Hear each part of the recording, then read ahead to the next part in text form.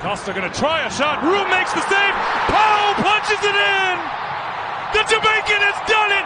And Cincinnati is on fire right now. And the flag is up on the far side. That's this little touch from Borriello. It's just magnificent. You see Acosta just finding that space, and there is no doubt about it. Alphas Powell is in an offside position.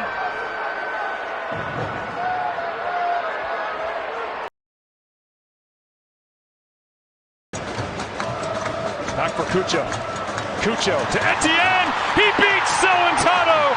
Derek Etienne, a diving header.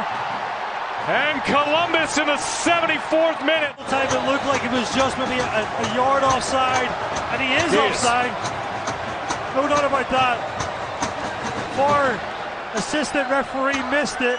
He's at least a yard offside. The VAR's Jeff Gamble in Atlanta. People are very interested in the first Columbus goal. Yeah. Do you have an opinion? Obviously, a lot happened. They're interested because it's fucking clear. That's why they're interested, is because this has happened to a point now where it's an embarrassment in our league.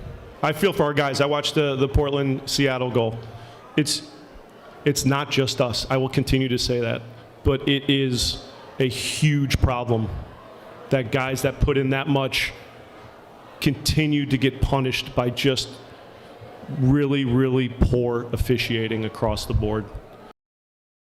You know, if there is one team that can legitimately say that the refs caused them to miss the playoffs when it's all said and done, it would be Cincinnati.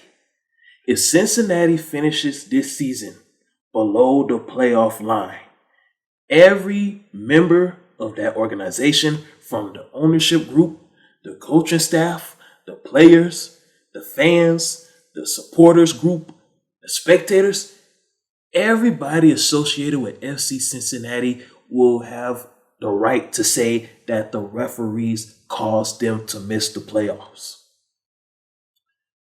Listen, pro refs, I understand that your job is pretty difficult, and I understand that it's not easy.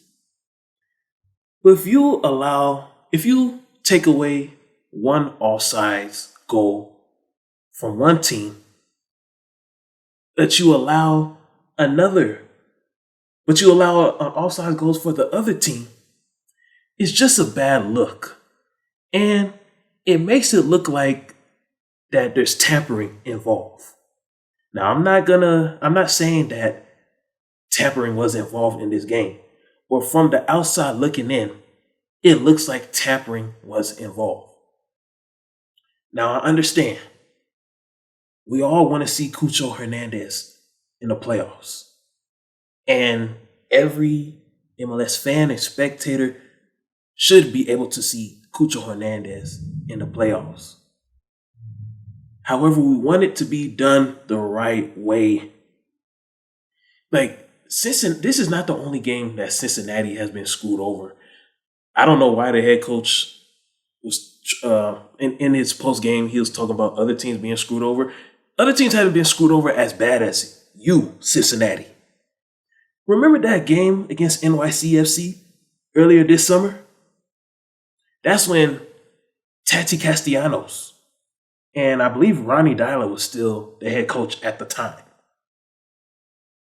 There was so many questionable referees calls, and it just looked as if the referees was on a mission to make sure NYCFC beat Cincinnati on that particular night. And after that game, I said, refs, I understand that, you cheat and, you tamper. Every league does it. That's what I said to the MLS. The thing I said was, just don't make it obvious. It looks as if the referees and the MLS is making their involvement in the game. It making it look like tampering. The tampering is looking obvious from the outside looking in.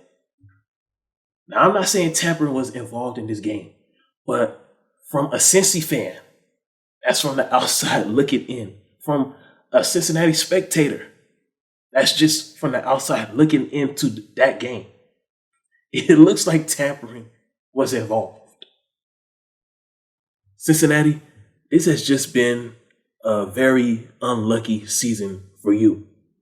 And if I'm you, ownership group, FC Cincy ownership group, Meg Whitman, I would take a trip to Atlanta this winter during the offseason just to have a conversation with the MLS VAR officiating, because the VAR studios is no longer in New York.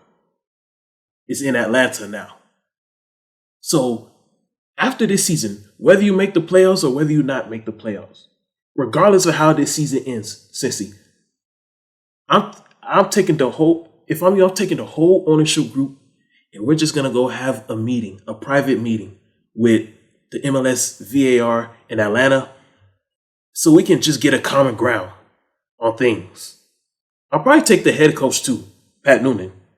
Take the ownership group, take the whole coaching staff, those who want to go, take some of the players who may want to go, and just have a meeting with the MLS VAR. Tour the studios in Atlanta and just have a conversation on how things operate. Just so y'all can get a common ground to make sure that a season like this never happens again.